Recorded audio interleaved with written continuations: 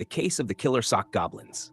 The Hargrove family's troubles began with something small, a missing sock, then another, and another. At first, it was easy to explain away. Socks get lost in the wash all the time, right? But soon, the losses became unnerving. Piles of folded laundry were found ransacked, their contents scattered across the floor. Mrs. Hargrove once reached for a fresh pair and felt something cold, wet, and writhing in the drawer before yanking her hand away. At night, a faint rustling came from the laundry room, accompanied by whispers too soft to understand. Then came the smell, a sour, mildewed scent that clung to the air no matter how much detergent or fabric softener they used. It made Mr. Hargrove's stomach churn. One evening, after the children had gone to bed, he decided to get to the bottom of it, armed with a flashlight and a wooden spoon, because frankly, he had no idea what he was up against. He crept down to the basement. The washer and dryer sat in the dim glow of a single flickering light bulb, their hulking shapes casting eerie shadows against the walls. Then he saw it, a pile of socks. But not just his socks.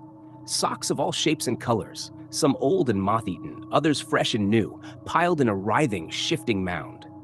At first, he thought they were simply moving because of a draft. Then the mound breathed. A low, wet chuckle echoed through the basement, and from the shadows, they emerged. Grotesque, stitched-together creatures barely 2 feet tall, their wiry limbs contorted in unnatural ways. Their bulbous heads looked as though they had been sewn together from scraps of fabric, with button eyes that gleamed red in the dark. Their mouths, too wide, too jagged, were filled with yellowed, serrated teeth. They did not scuttle. They did not crawl. They twitched, moving in short, sudden jerks, their necks snapping as they turned their heads toward him in unison. "Finally," rasped one of them, its voice like static and dry rot. "The master of the house arrives." Mr. Hargrove tried to step back, but his feet felt rooted in place. The flashlight flickered. The goblins grinned. "We've been watching you," another whispered, dragging a needle-like claw along the ground, carving deep grooves into the cement floor. "Your socks are delightful." The mound of stolen socks shifted again, and something inside it moved. A long, sinewy limb, made entirely of knotted fabric, slithered free, dragging itself toward him. "The queen stirs," the goblin said reverently, bowing its misshapen head. "She wakes from her slumber. Soon, she will feast." Mr. Hargrove bolted.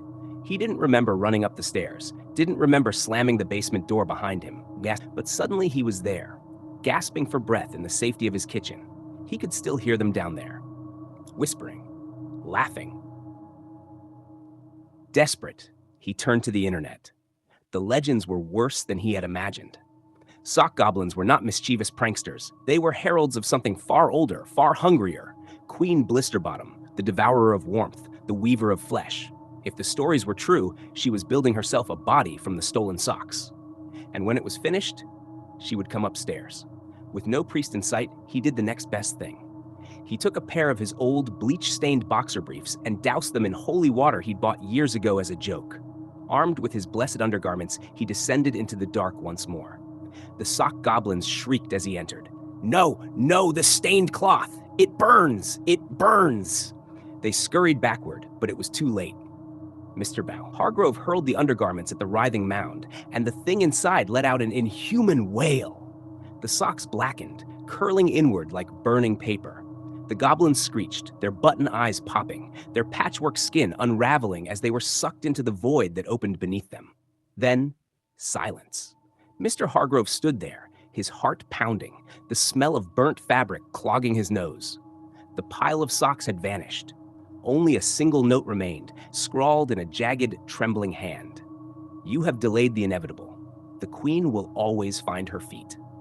From that night forward, the Hargroves never lost another sock. But sometimes, just sometimes, when the house was quiet and the wind howled through the vents, they could hear a single sock twisting in the dryer, laughing softly to itself.